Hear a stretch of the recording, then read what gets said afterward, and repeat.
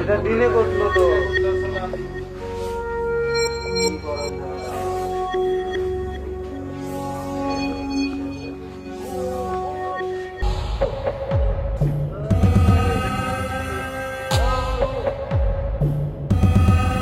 সাংবাদিক নাকি?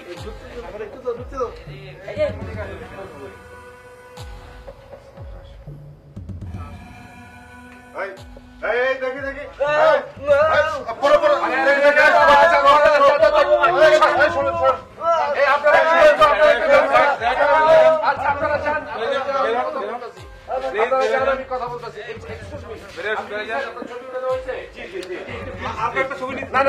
আমি আগে কথা বলতে দেন, আমি কাজ করতে দেন, আমি পরে নিয়ে আরে কথা বলে কে? চুপ থাক ওখানে। আচ্ছা আপনি আমার সাথে কথা বলেন তো, আপনি কি বাসার? জি আমার স্ত্রী আর আমার কন্যা স্যার। আচ্ছা ঠিক আছে, কি হয়েছে ঘটনাটা আমি আপনার কাছে একটু ধৈর্য ধরেন প্লিজ, একটু ধৈর্য ধরেন, আমি শুনবো। উঠেন উঠেন আমার সাথে, উঠেন আমার কাছে, উঠেন আমাকে ধরে উঠেন। আচ্ছা আচ্ছা আমি আপনার কথা শুনবো, ইয়ে করেন। নাজনীন আপনি ওটা ভালো মতো দেখেন, ছবি উঠান, আস্তে আস্তে দেখেন কি কত ইনজুরি আছে, কোনোভাবে যেন ক্রাইম সিন নষ্ট না হয়। ইউসুফ ভালো মতো দেখেন, বাপ্পি ভালো মতো ছবি উঠাবেন। আপনি আমার সাথে আসেন, আপনার সাথে আমি কথা বলবো। চলেন আমার সাথে বাইরে চলেন। আপনি আপনি একটু ধৈর্য ধরতে হবে, আপনাকে আপনাকে আস্তে আস্তে আমার সাথে কথা বলতে হবে। আপনি যদি কথা ঠিক মতো আমার সাথে না বলেন আমি জিনিসটা বুঝতে পারবো না। আমাকে বুঝতে হলে আমার সাথে কথা বলতে হবে। চলেন প্লিজ প্লিজ। আপনি আপনি আপনি বাইরে যান, পরে কথা বলবো। হ্যাঁ পরে কথা বলবো, সবার সাথে আমি কথা বলবো, পরে কথা বলবো। আপনি বাইরে যান। চুপ করে না, এটা কে? এটা কে? আচ্ছা বললে পরে শুনবো, পরে শুনবো। যা তো ওদিকে যা, কথা বলতে পারে না আবার চিল্লাই। যা আপনি আপনি আমার সাথে চলেন, আপনার সাথে আমি একটু কথা বলবো। চলেন। এই আপনারা এটা জুলতান ঠিক মতো করবেন, সব কাজ দিন চেক করবেন।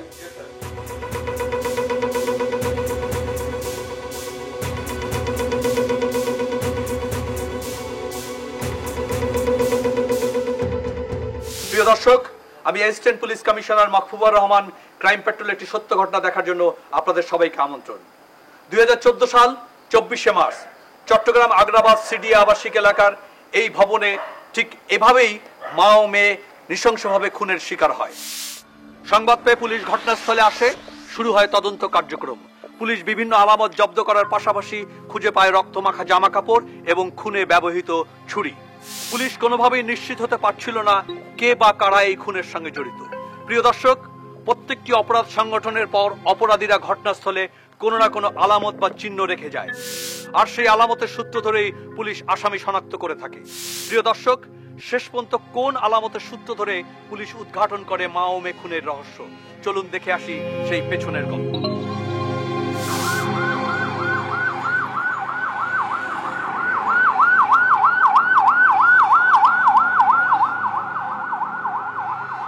আপনার জীবনে যে সমস্ত ঘটনা ঘটে গেল এ ব্যাপারে আসলে আমার সান্ত্বনা দেওয়ার কিছু নেই। তবুও জীবন তো থেমে থাকবে না, আপনাকে একটু শক্ত হতে হবে।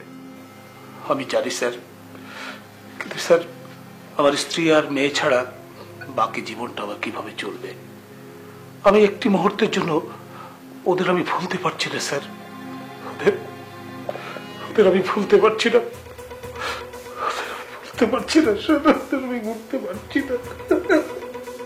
আপনার জীবনে যা কিছু ঘটে গেছে এটা পুরোপুরি অন্যায়, এবং এই অন্যায়টা যারা ঘটিয়েছে তাদেরকে শাস্তি পেতে হবে।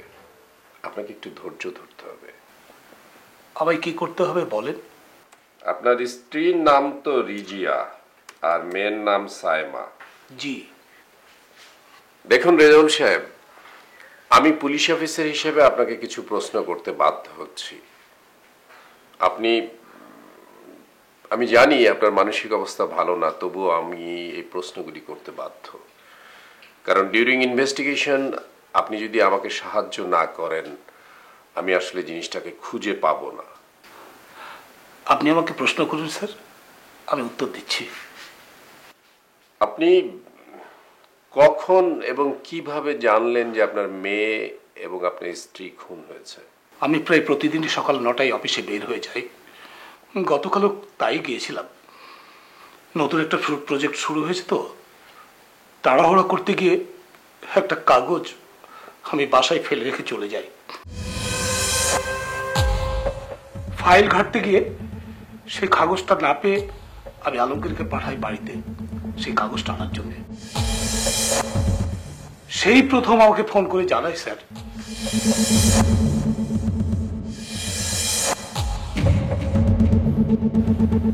আলমগীরকে? আমার অ্যাসিস্ট্যান্ট,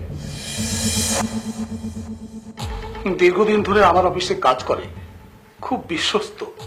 আলমগীর যখন আপনাকে খবরটা জানালো তখন কয়টা বাজে আপনার মনে আছে? 11:15 কিংবা 11টা হবে স্যার। আপনার পরিবারের সাথে আপনার সম্পর্ক কেমন ছিল?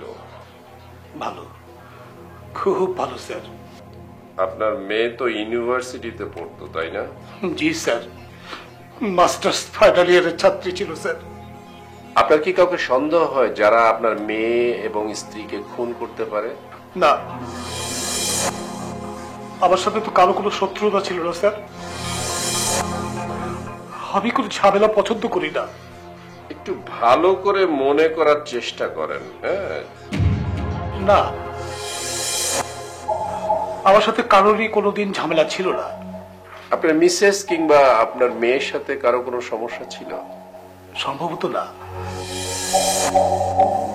আমি কোনোদিন কারো কাছ থেকে এরকম কিছু শুনি নাই। তবে আমার মেয়েকে ভার্সিটিতে যাওয়া আসার পথে একটি ছেলে ডিস্টার্ব করত।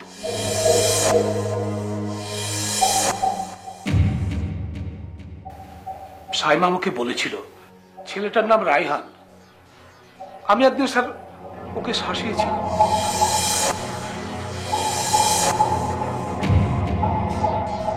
সেটাও তো স্যার অনেকদিন আগে।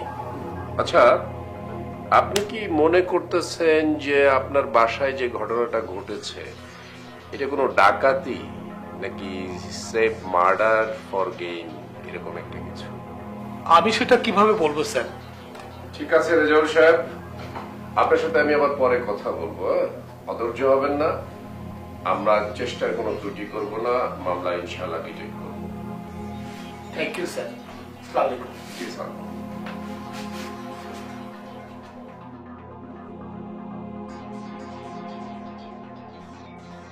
তো স্যার, আমরা ওই যে রেজাল্ট সাহেব যে বললো যে ওনার মেয়ের জন্য একটা ছেলেকে শাসিয়েছিল স্যার, তাহলে ওনার মেয়ের কল লিস্টটা আমরা চেক করলে তো একটা তথ্য পেতে পারি স্যার।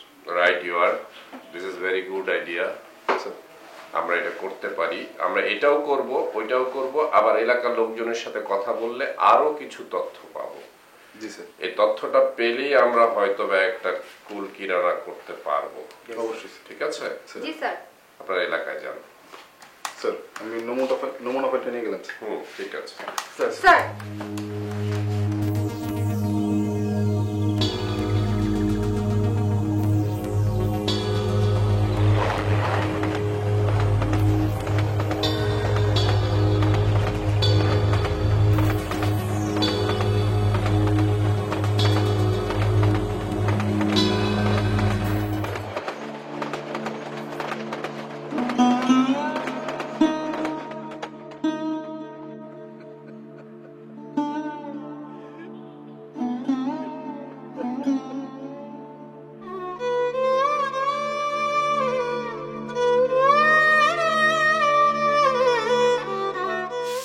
বাবা, তোমাকে একটা কথা বলি। তুমি সপ্তাহের শুক্রবার দিনটা কোনো কাজ রেখো না। সপ্তাহে 6 দিন আমি তোমাকে দেখি না। একটা দিন অন্ততপক্ষে আমাদেরকে দাও, একটু রেস্টে থাকো। তুমি যখন অফিসে যাও তখন আমি ঘুমিয়ে থাকি, আবার যখন আসো তখন আমি ঘুমিয়ে থাকি। তোমার সাথে তো আমার দেখাই হয় না বাবা।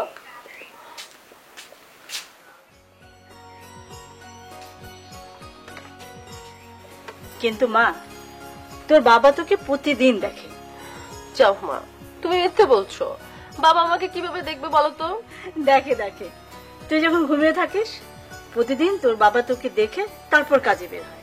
তোর বাবা কি বলে জানিস? বলে মেয়ের মুখ দেখে বের হলে কাজে বরকত হয়। আবার রাতে যখন ফেরে তোকে একবার না দেখে সে ঘুমাতেই যাবে না। বলে মেয়ের মুখ না দেখে শুলে আমার ঘুমই আসে না। মাকে সত্যি বলছে বাবা? মাকে কখনো সন্তানের কাছে মিথ্যে কথা বলে রে মা? তুই আমার লক্ষ্মী মা, তুই আমার সৌভাগ্যের প্রতীক। শোনো, তোমার মেয়ে ভাবে আমি সব সময় ওকে মিথ্যে দিয়ে ভুলাই। ছাড় হাত ছাড়, আমার কাজ আছে, আমি রান্নাঘরে যাব। তোমরা গল্প করো। তোর মাকে তো রাগ করেছে, কিভাবে ম্যানেজ করবি কর।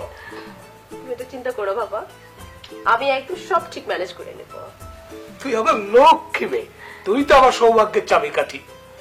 বাবা, তুমি আমার শ্রেষ্ঠ বাবা। আই লাভ ইউ বাবা।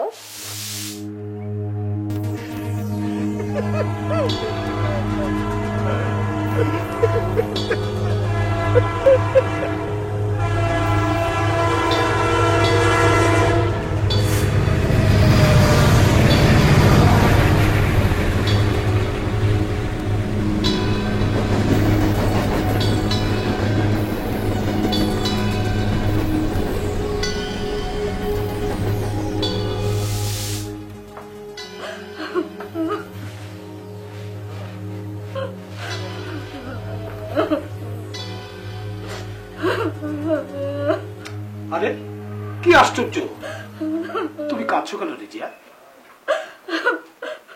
কাঁদবো না তো কি করবো? তুমি তো আমাকে আর আগের মতো ভালোই বাসো না। এখন সব ভালোবাসা মেয়ের জন্য। আহা রিজিয়া, তোমাকে আমি খুব ভালোবাসি, তুমি জানো না? তুমি তো সবই বোঝো। কি বোঝো না? তোমাকে ছাড়া আমি এক মুহূর্ত থাকতে পারি না। জানি তুমি তো আমাকে ছাড়া থাকতেই পারবে না, সেই জন্যই তো বলি তোমার আগে যদি আমি মরে যাই তুমি ঠিক একটা সুন্দর মেয়ে বিয়ে করে নিয়ে আসবে। আর কখনো এসব কথা মুখে আনবে না রিজিয়া, এসব আমার ভালো লাগে না।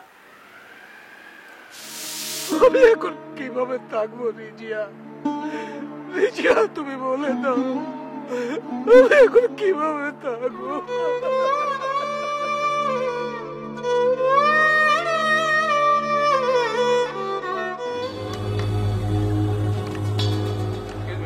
আসসালামু আলাইকুম। আমি এসে বাপি। জি, আমি সুমন। এই দোকানটা কি আপনার? আমার বড় ভাইয়ের দোকান। বড় ভাই দোকান। এখানে কত বছর ব্যবসা করেন আপনারা? আমরা 4 বছর যাবত ব্যবসা করতেছি। আচ্ছা, আপনাদের এলাকায় রেজাউল সাহেব, তাকে চেনেন? হ্যাঁ, ওনাকে চিনি, মাঝে মধ্যে এসে ওই দোকানে চা খাই। ওনার একটা মেয়ে ছিল, নাম হচ্ছে সাইমা, কয়েকদিন আগে খুন হয়েছে। এই বিষয়ে কিছু জানেন আপনারা? না, খুন হয়েছে সেটা জানি, ওই বিষয় নিয়ে দেখলাম এলাকার লোকজন খুব হতাশ। ওনার মেয়ে এবং ওনার ফ্যামিলি, ওনারা কেমন ছিল? ওনারা তো খুব ভালো লোক ছিল।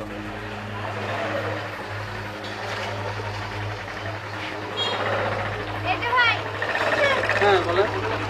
কতদিন যাবত এখানে ব্যবসা করেন? অনেক দিন, অনেক বছর। আচ্ছা, রেজাউল সাহেবকে চিনেন আপনি? হ্যাঁ চিনি। আচ্ছা, কিছুদিন আগে ওনার মেয়ে খুন হয়েছে, সাইমা নাম। মেয়েটা কেমন ছিল বলতে পারেন? তো ভালোই ছিল।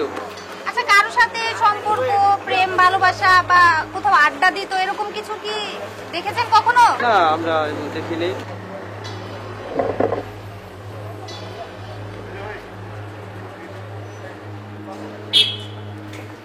আচ্ছা, আপনি এই দোকানে কয়দিন যাবত কাজ করছেন? তার 6-7 মাস হইব। 6-7 মাস হবে।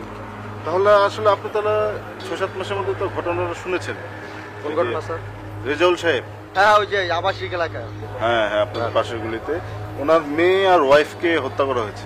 হ্যাঁ স্যার, শুনছি স্যার। এই বিষয়ে আপনি কি আমাদের কোনো ইনফরমেশন দিতে পারেন? স্যার কি ইনফরমেশন?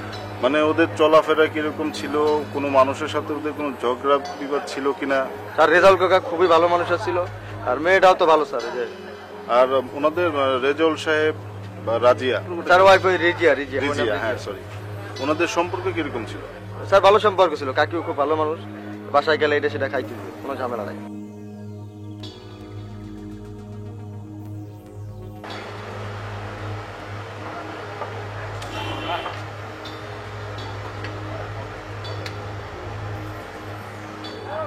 Mobile 1, mobile 2। মোবাইল 2 আপনার লোকেশন বলেন। এই যে আমি 3 রাস্তার মোড়ে। Mobile 1, mobile 3। আচ্ছা আমরা 3 রাস্তার মোড়ে আছি। এইদিকে সামনে আসেন। আপনি কি অবস্থা? দেখলাম, কথা বললাম, কেউ আসলে কিছু করতে পারছে না। সবাই বলছে ওরা ভালো ছিল, আমারও সেম কথা সবাই ওই পাশে ছেলেপেলে ডিস্টার্ব করে নাই। দেখা যাক কি হয়। আর আমরা একটা কাজ করি, সেটা হচ্ছে নাজরিনকে আমরা থানায় পাঠিয়ে দিই। স্বর্ণকারী তুমি পাওয়া যায়, যে স্বর্ণকারী যাওয়ার শুরু করতো সেখানে যাবে কথা হতে হবে। সেটা অবশ্য আপনি ঠিক বলছেন। তাহলে নাজনীন, আপনারা থানায় চলে যাবেন, আমি আর বাপ্পি স্বর্ণকার দোকানে যাব। ওই কাজটা শেষ করে আমরা থানায় ঢুকছি।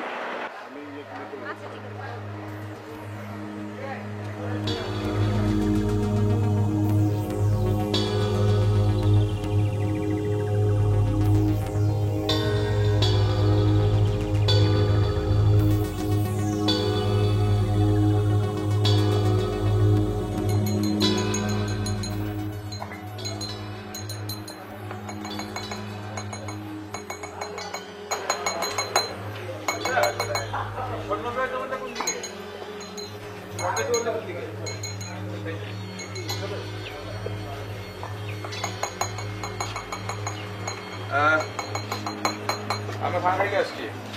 আসসালামু আলাইকুম স্যার। আমি এসে বাপ্পি, উনি হচ্ছে ইউসুফ। জি স্যার, বসেন স্যার। Thank you. আপনার নাম কি? স্যার আমার নাম গিয়াস। ইয়াস। এই ব্যবসা আপনি কতদিনের? স্যার এটা তো সেই বাপদাদা আমল থেকে প্রায় 40 বছর, আমি কত 7 বছর ধরে।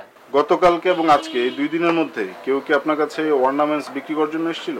ও স্যার, কালকে এক মহিলা ছিল একটা আংটি নিয়ে, আচ্ছা, আর আজকে একটা ছেলে এসে একটা কানের দুল আর একটা গলার হার এটা ভাঙে নতুন করে বানাইতে বললো। নতুন করে বানানোর জন্য দিয়েছে? জি স্যার। আচ্ছা, যে মহিলাটা আপনার কাছে আংটিটা বিক্রি করেছিল, এই আংটিটার ওজন কি কতটুকু হবে? ওইটা স্যার 8 আনা 2 রতি। 8 আনা 2 রতি। আর যে ছেলেটা আপনার কাছে যে নাক কান গলা পুরাতন জিনিস নিয়ে এসেছিল, ওইটার ওজন কতটুকু? এইটা ধরেন যে 1.5 ভরির থেকে 1 রতি কম আছে। 1.5 ভরি থেকে 1 রতি কম আছে। আচ্ছা, সেটার নাম কি, মানে কে, তাকে চেনেন? চিনি তো স্যার, আমাকে রহমান ভাই বললো আলমগীর। রহমান সাহেবের ছেলে আলমগীর। ও কি আবাসিক এলাকার ভিতরে থাকে না আশেপাশে কোথাও থাকে? ওই যে আবাসিক এলাকার পাশে গলিতে থাকে। পাশের গলিতে। ঠিক আছে, উনি যেদিন এটা ডেলিভারি নেওয়ার জন্য আসবে সেদিন আমাদেরকে একটু আগে থেকে জানাবেন। জি স্যার। আর যে জিনিসগুলো দিয়ে গেছে সেগুলো কি আপনার কাছে আছে? না স্যার, এগুলো তো আমি প্রসেসিং করতে পাঠিয়ে দিয়েছি, এটা গলায় ফেলাইছি অলরেডি। ওকে, আমরা তাহলে আসি। জি স্যার। অবশ্যই আমরা যে এসেছিলাম কাউকে বলবেন না। জি স্যার। ঠিক আছে, আপনি এক কাজ করুন, আপনি আমার নাম্বারটা রেখে দিন। জি স্যার। স্যার বলেন স্যার। 0179 ফোন দেবেন, ঠিক আছে? জি স্যার, আসলে আমি ফোন দেব স্যার। ওকে, ঠিক আছে বাপি।